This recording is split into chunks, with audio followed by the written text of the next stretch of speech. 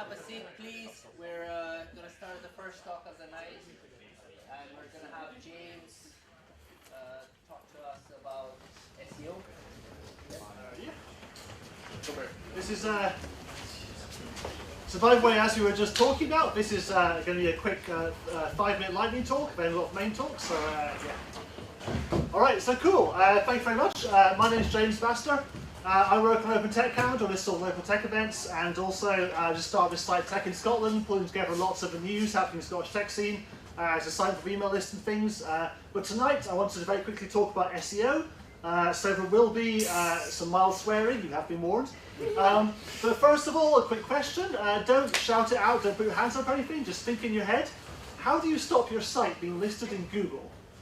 So again, don't shout anything out or say anything, but I'm thinking a lot of you are probably answering robots.txt, the little file which you put in the root directory of your website, which contains direct instructions to robots. So, the reason I said not shout anything out is because if you did, I feel like I'd be picking on you, because if you think it's robots.txt, you are wrong. So very wrong. It's insanely stupid how wrong this is. This is what happens if you try and use robots.txt. I have searched for Blip Future, second result, blipfuture.com. I don't particularly need to outgo them, which is the screenshot I had, very sorry. A description of this result is not available because of this site's robots.txt. Okay, so what is happening here? So to answer this question, I have to take you all the way back to the the dawn of the internet, like the early days, 1994. So, by the way, I have to say, like the whole point of 5-minute talk is it's going to be a very easy, quick, fun thing to do. I can't do better slides, but I've left them bad deliberately. So yeah, do a 5-minute talk, it's good. Where was it? Yeah, 1994. So in 1994, everyone in the West knew the relationship between these two objects. If you don't know the relationship between these two objects, you are young. If you don't know what the top object is, you are very young. If you don't know what the bottom object is, you can fuck right off. In 1993-94, there have been occasions where robots have visited servers where they weren't welcome for various reasons. Sometimes these reasons were robot-specific, certain robots swamping servers, or retrieving the same files repeatedly. In other situations, robots traversed parts of servers that weren't suitable, very deep virtual trees, or had side effects. These incidents indicate the need for establishing mechanisms for www servers to indicate to robots which part of a server should not be accessed. This standard addresses this need for operational solution. So, this is the start of robots.txt. Note, it was all about the load on the servers. It was all about the different things that could happen to the servers. It was not about SEO. And why would it be? And I mean, we didn't like the friendly butler Jeeves and come along until 2 years later. Northern Light wasn't, then Google was another year later. SEO wasn't a big deal back in those days. So what's happening here? Technically speaking, Google are following the rules of the standard exactly, because the robot will not come and visit your site, hence the description not being available. But what they will do is they will list your website using other information they can find, such as lots of incoming links. So, questions, or rather a question, so I only have one set of slides coming up here, which obviously is, how do you stop Google indexing your site? So let's turn to the official Google help pages on this to try and find an answer. You can prevent a page from appearing in Google search by including a no-index meta tag in the page's HTML code. I think you can also send an HTTP header, but it's kind of basically the same thing for purposes of this. But wait a minute, there's something I just can't put my finger on here. It's a bit. Okay, let's carry on reading the page and see if we can work it out. Important. For no index meta tag to be effective, the page must not be blocked by robots.txt. Wait a second here. So what we're saying here is, in order to make sure my site isn't listed in Google, I have to make sure my site can be indexed by Google.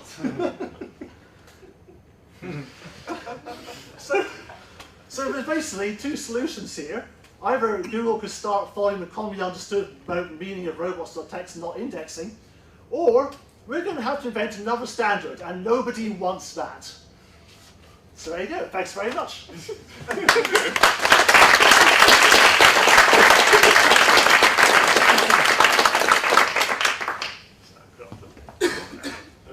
Questions? I think everyone knows how to stop Google from indexing. So, for the second talk, we're going to have Andrew talk to us about Enlightenment. Great. somewhere. Down the bottom corner. Ah, cool. So I'm going to take this one a little bit easier, and oh, that wasn't supposed to happen. Is this on a slideshow timer? It'll be on a slideshow timer. Should be fine. If you come out of that and do. I think it's paused now. Okay.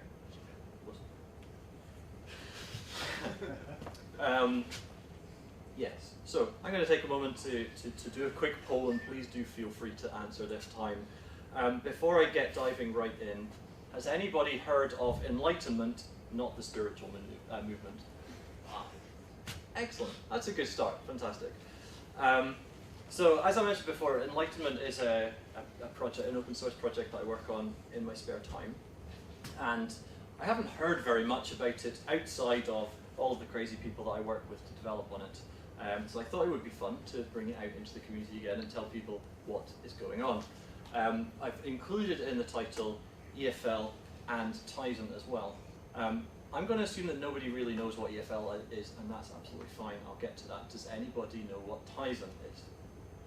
Not bad at all. Also, okay, that's good. I think probably 6 months ago, and nobody would have had their hand up. Sweet. Well, I'm just going to get started. In the meantime, if people have questions, do feel free to shout out or pop up your hand, and I'll try and respond as we go through. I may have just unpaused it again, so please excuse me if this goes a bit rapid. Anyhow, so Enlightenment, going in the theme of going back in time a little bit, started as a window manager for Linux in 1997, if anybody can remember that far back.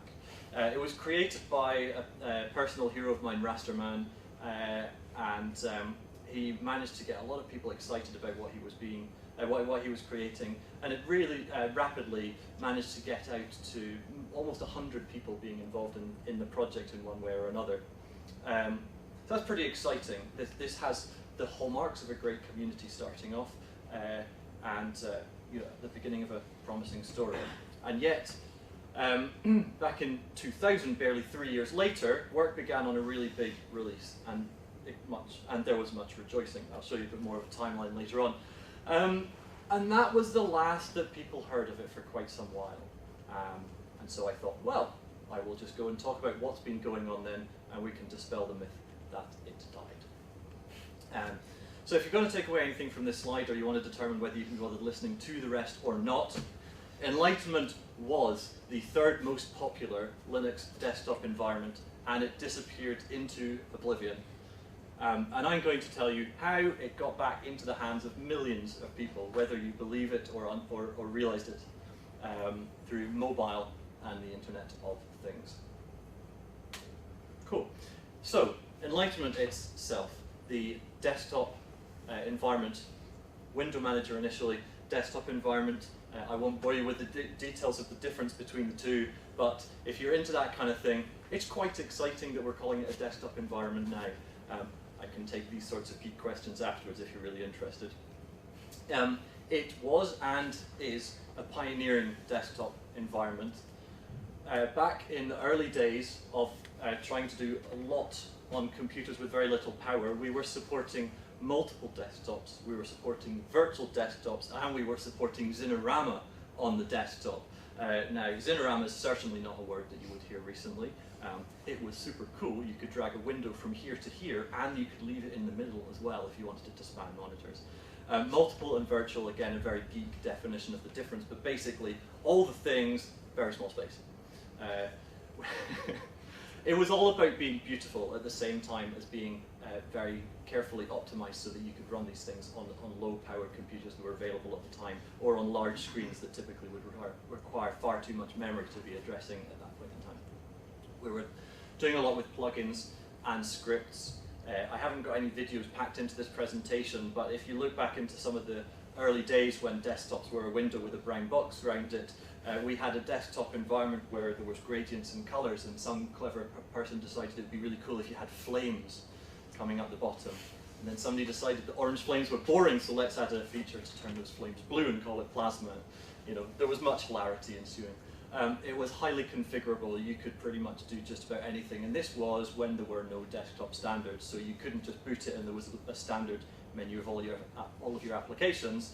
You would need to hunt them down and drop them in the text file, and happy days. We were also working on delivering on tablet, the larger screen mobile environment, and laterally we were looking at mobile devices a little bit as well. But that sort of moved to one side, as should become obvious. Hey, this is looking pretty sexy. Everything on that screen is somehow related to Enlightenment as it exists these days. I don't think that Dog necessarily is, but he belongs to one of the developers. There are transparencies and gradients. There's lots of things going on. There's notifications and everything that you would want in a desktop environment, I reckon. I'll come back to a couple of these things later on. But you can see there's something different about it. It may not be exactly what you're expecting. It's certainly not grays and blocky buttons, but then what is these days anyway? So back to where we came from. 1997, Enlightenment 0.1, pretty exciting. Quickly iterated through version numbers. When we got to 0.13, things actually got to be fairly stable. And this was a version that was actually starting to roll out quite widely on the Linux desktop at the time. This was shortly superseded in just a couple of years by 14 through 15 and then 16. And 16 become something, I think, of a gold standard for window managers that aren't KDE or GNOME, who were at the time spending an awful lot of time emulating or simulating or just copying Windows, and we were desperately trying to do something different. Enlightenment 0.16 is actually still out there right now. It's patched and people fell in love with it, and some folk don't like change, so would like to support that as well. In the year 2000, we started work, or rather Rasterman once again started work on 0.17. He had a grand ambition that this would be more than just a window manager, but it would be an entire graphics pipeline. It would support everything that you would need on the desktop, and so work started on a certain number of libraries to underpin that. I was chatting with him about this presentation yesterday, and I had a question mark there against 2000. I was like, when did it really happen? He said, well, it's very interesting you asked that question. There was this library and that library didn't work, so we wrote this library, and then we brought that one in, and then we realized that actually we were targeting the wrong things. First window manager code dropped, and I think he said 2004, but 2000 is so much more fitting with the story I'm trying to tell, because in 2003, Slashdot ran an article for us, which was very good.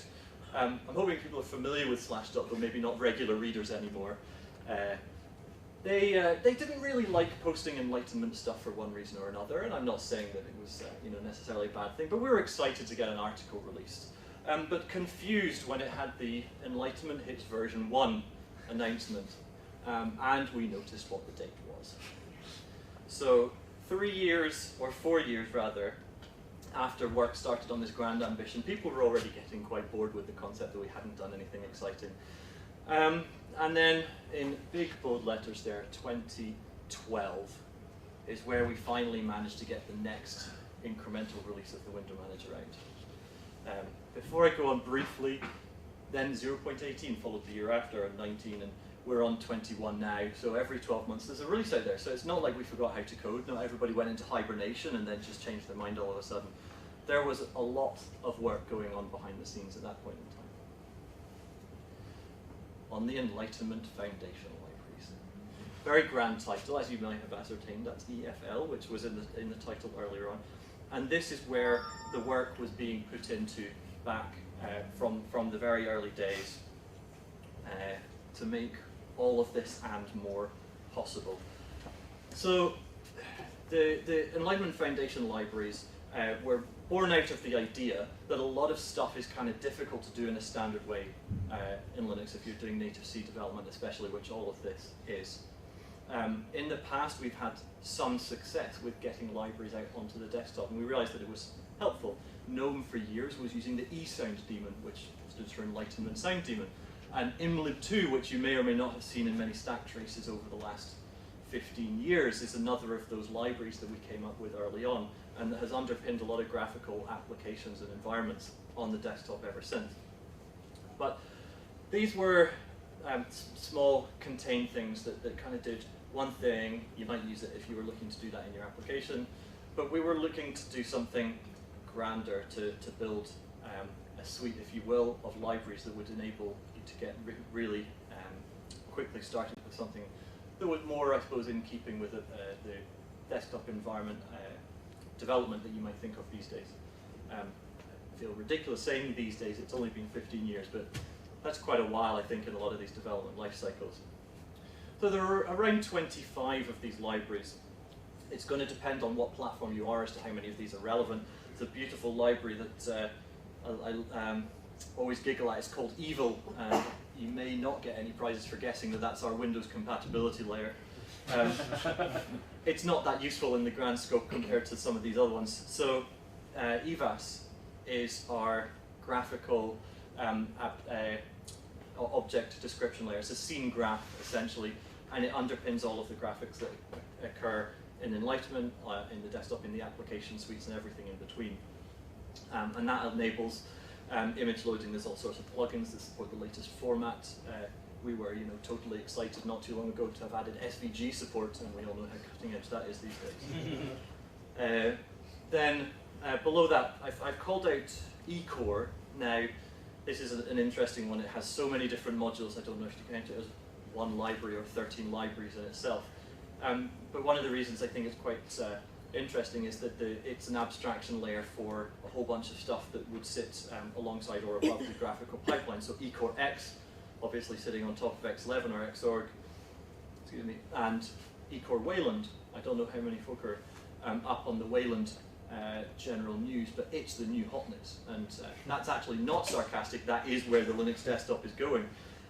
It's an exciting new serverless rendering sort of engine where you boot a desktop and you boot an application. The application knows how to draw not only itself, but the borders around it. Apparently this is a very good thing. As window manager developers, it's a pain in the backside. So abstraction layers like this mean that you can write applications and it just is going to work across all of them. So that's not going to be too super exciting if you're building an application, but again, it's helping to build things underneath. This next one down, I think it's pronounced edgy or edge or any number of things depending on how late in the evening you get. This is a theme library. It is a follow-on from an earlier version called eBits, which was very much about pixel mapping and loading things in, and the traditional, I want to theme something, I'll provide a different piece of graphic, I'll drop it into this position, and when a user clicks it, an event happens. Edgy is a very feature-rich theming system. It's scalable, it's scriptable, it's describing behaviors, layouts, and objects and properties rather than just this image goes here relative to that image. And it's really exciting how powerful that is. If we'd managed to release it 7 years earlier, we would have got out there before some of the stuff that the guys over at, I think, KDE were working on, which has an amazingly similar look to it. We're flattered, in fact, by the similarities, but so it's a shame not to get there first.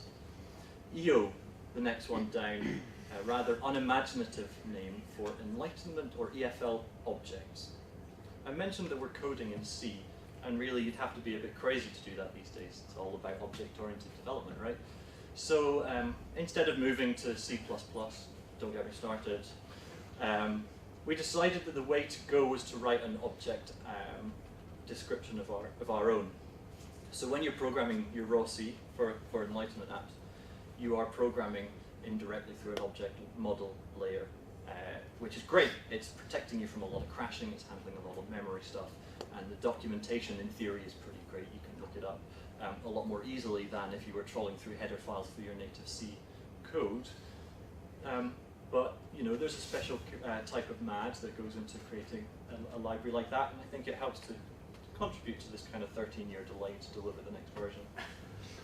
And elementary, not to be confused with the operating system elementary or the other widget system elementary or anything that else might be called elementary. This is our widget toolkit. And I say this is our widget toolkit with full enthusiasm, knowing that ETK and EG whatever, and this might be our fourth one, but this is the one. This is the one. Enlightenment itself might not fully have ported over, but we've not been there for too long. These development life cycles are not to be played with. But anyway, so elementary is basically an abstraction on top of all of these things for describing widgets. And that's not going to be news to anybody. But when you think about all the abstractions it's built on top of, you're writing native widgets for an application that could run on Linux or BSD or Mac or Windows or native mobile platforms as well. And all of a sudden it becomes really quite interesting that you could have single binaries using a single API definition across all of these different platforms.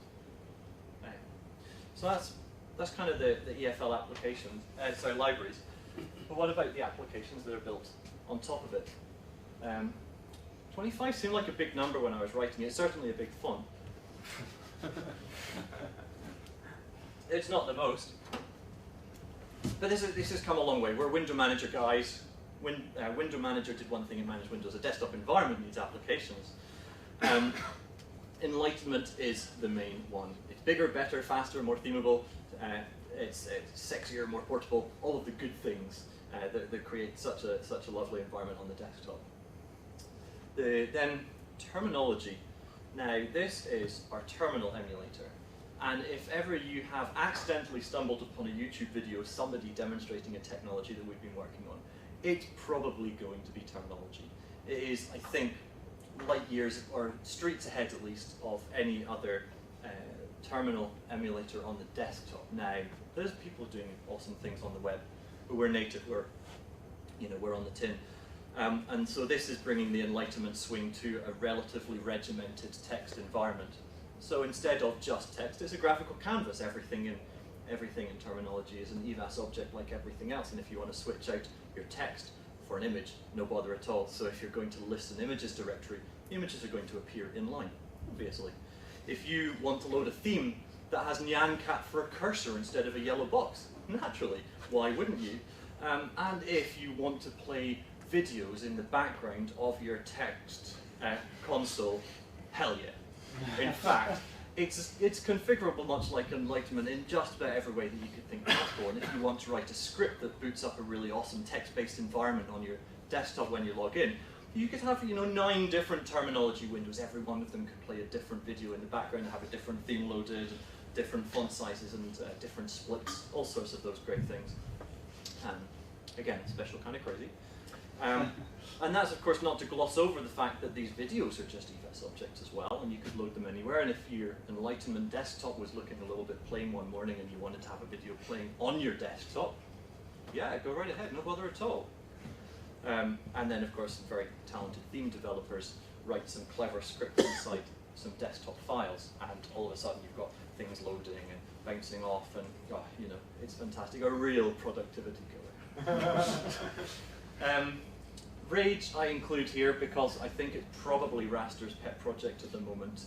It's a video player and an audio player. Apparently I just copied this text off his website. Extra bells and whistles. It's taking a minimal approach, but lots of sleekness, so things are fading in and fading out, and it can be embedded in anywhere else. And if you see a video inline in your terminology window, it's actually going to be probably the Rage player embedded in there. Pluggable one, all those sorts of great things. And the last one on the list is one that I personally quite enjoy. It's a project of mine called Eddy. That's ID backwards. It is, or will be, the IDE for Enlightenment. It works pretty well, and it does tests, and it displays passing tests in green and failing tests in red. And I mentioned test-driven development to a room full of C developers the other day, and they just sort of looked at me and went, Vim bindings? So, we've got a way to go there.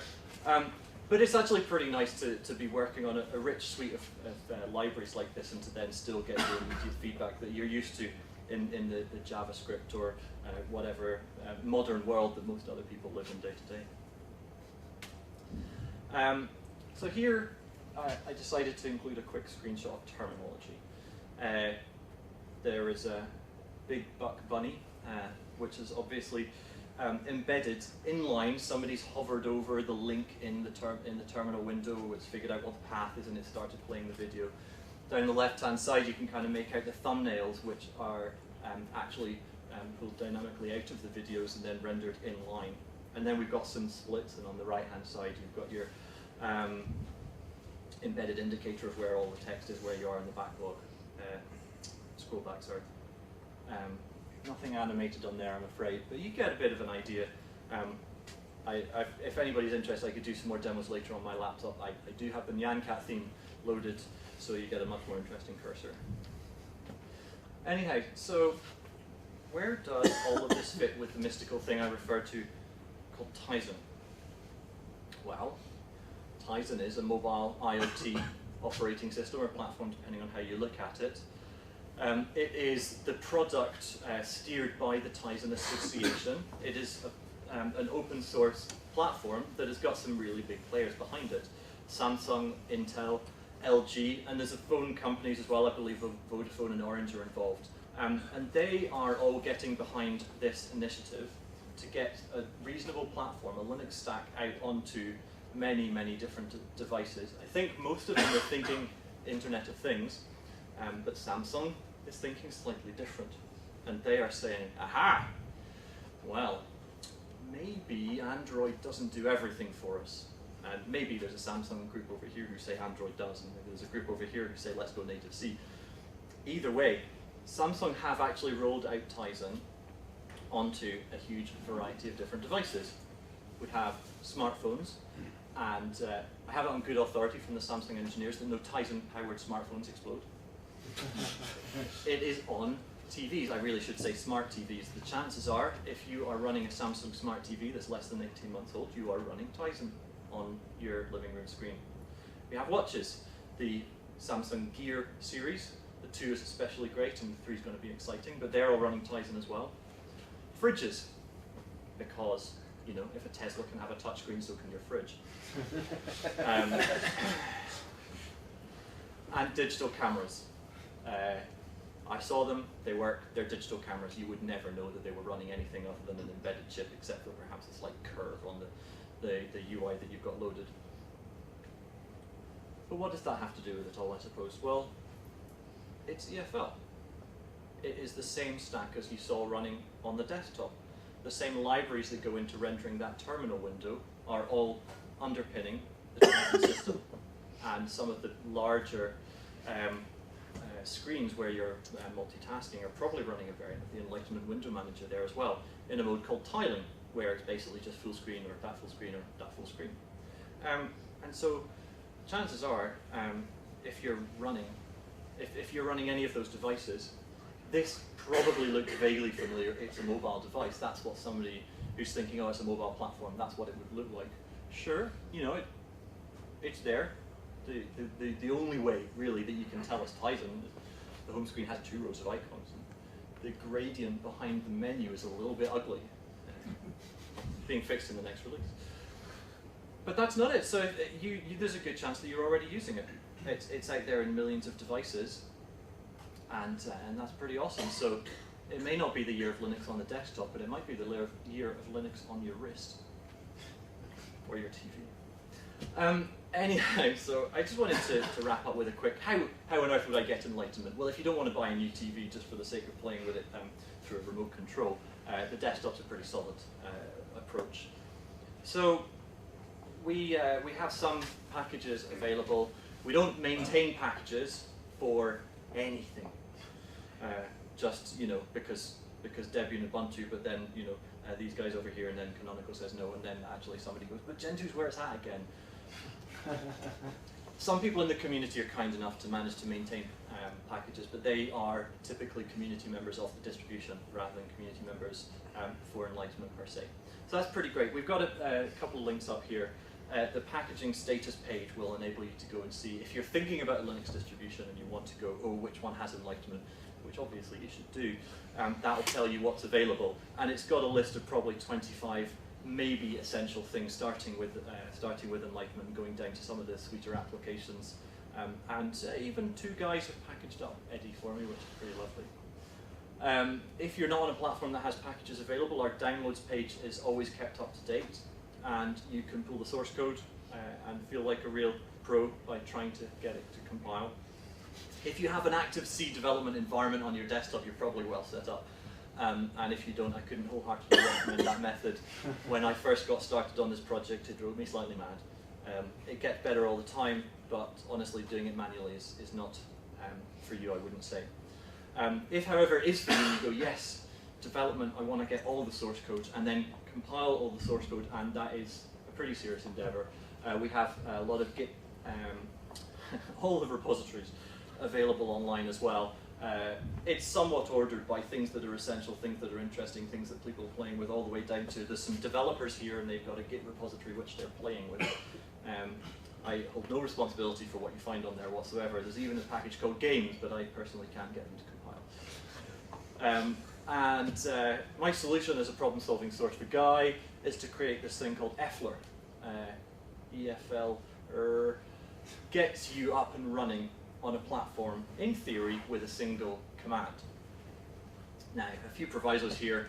I don't have a huge amount of time on my hands, and I really only develop it for the platforms that I have at my fingertips right now. So this is going to be your buddy if you're on Arch Linux or Manjaro, or if you're running on Mac and you don't really want the window manager because seriously, Aqua or whatever they're calling it, the Cocoa stuff is Quartz even maybe, is exactly what you would need, and nobody would want to do differently. But you can still get our apps on there. This is, I think, a good approach to distributing when packagers are not necessarily totally clamoring to build all of your stuff for their platform. If anybody has a Linux distribution that they really love and they want to spend just half an hour hammering together a script that bootstraps from nothing to complete development environment, then they should absolutely come and talk to me about this project, because I just need to drop an Ubuntu script in, or a Debian script, maybe something for Gentoo, and trying to get the base list covered. All it's doing really is setting up a development environment, and then this guy is going to the Git repositories and it's pulling down all the source code and it's building all the source code, and it's not that much quicker in compile time than doing it yourself, but you can type EFLR update, EFLR upgrade, and that's everything 20 minutes later, but it's everything. All of these methods, apart from the downloads which are tagged with version numbers, are using the bleeding edge Git master, which may or may not be terrifying for people. I highly recommend it. It's quite exciting, and most days everything compiles fine, and if it doesn't, you've probably still got a working environment anyway, and it'll be fixed in a half hour or an hour, or when somebody gets back from their holiday. Patches are welcome at any point in time. But quite seriously, the Git master does work most of the time, and the tags are there for anybody who wants it. That has been a bit of a whistle-stop tour of Enlightenment, EFL Tizen, and all of the things that I think are awesome about Linux on the desktop. Does anybody have any questions? If they don't right now, you can get back in touch. There's the Enlightenment Twitter, there's mine. We're on Freenode. That's the text awesome chat thing that came before Slack and HipChat and probably all of the others. Websites, email addresses, it's all there. But I'd be happy to answer any questions that folk have just now. How long have you personally been working on? So in elapsed time, that's a difficult question to answer. But I remember getting involved roughly around 2003. I was at university at the time, and when you logged into this managed Linux desktop, you could choose between GNOME, KDE, and this mystical Enlightenment thing at the bottom. And KDE and GNOME were fighting to see who could be more Windows, and Enlightenment was sitting back there going, yeah. So that's, I got involved. I met a couple of the guys online because it was small enough that you could actually quite easily get involved.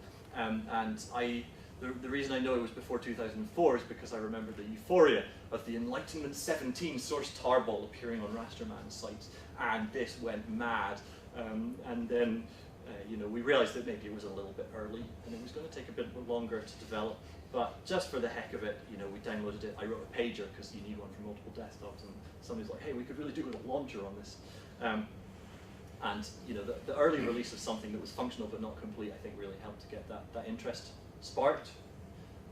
But it did take 13 years longer for that release to actually go public.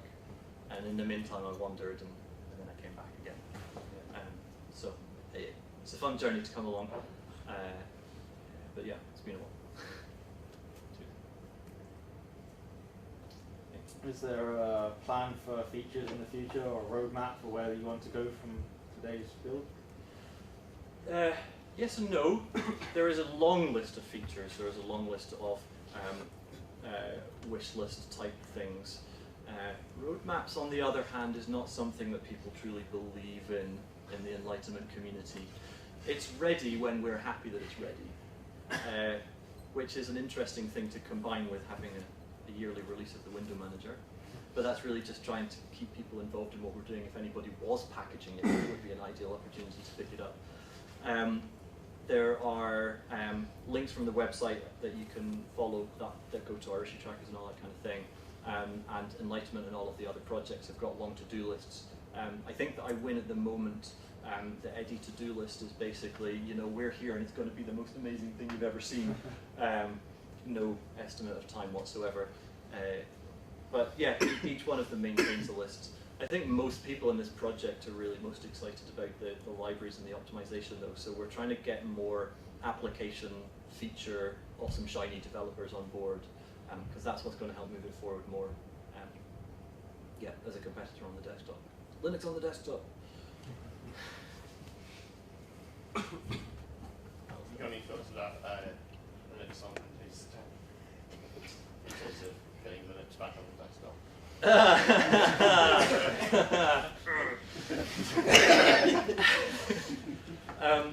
Yes, I don't think it's everything that people are hoping it will be, but I'm saying that from a naive point of view, having not tried it myself.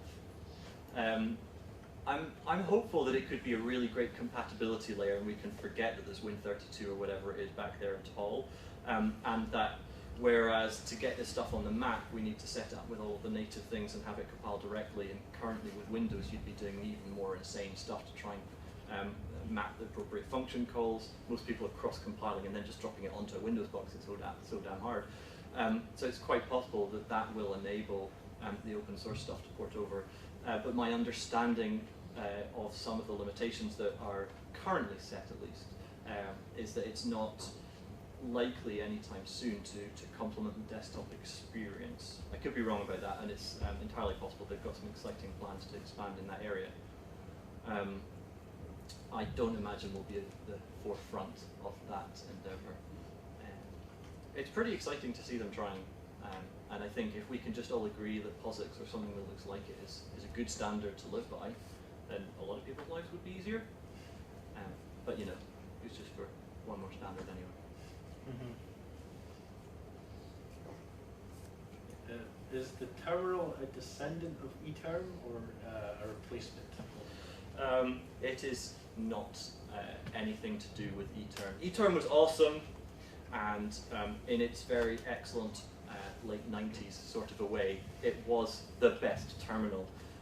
It got sort of security patched a bit like Enlightenment 0.16 did and never really went very far.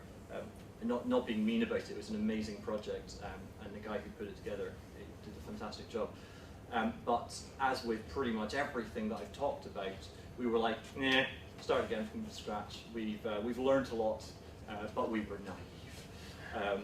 And so terminology, it was really the first application to demonstrate that our library stack worked. It was, early.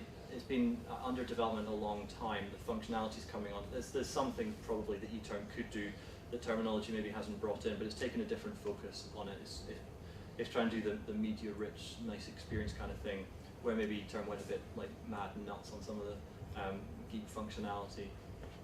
And honestly, I think that eTerm was created in a time when window managers weren't really awesome, and so eTerm has all of these options for start my terminal at this point in the window and do this, or make it full screen, or appear on a different virtual desktop, and none of those things make sense anymore because the environment is there to manage it for you.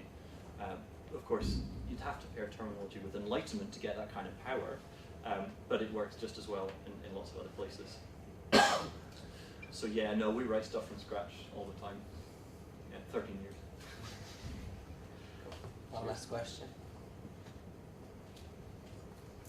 Thanks, Andrew. Do you ever feel that you would get a version 1 release? Do you ever think that they're bold enough to label one of them version 1.0? I think it's a matter of pride after this time that we will never release a version 1.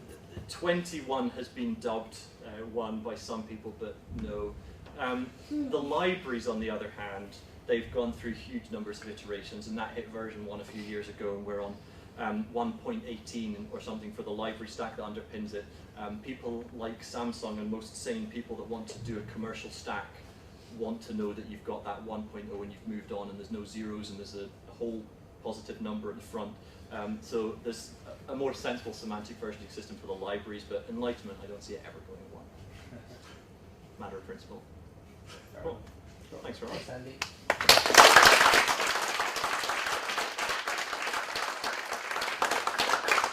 So that was our event for the evening. Thank you all for coming. What we're going to do is, like, if anyone wants to go to the pub, we're going to go to Doctors because it's close. And if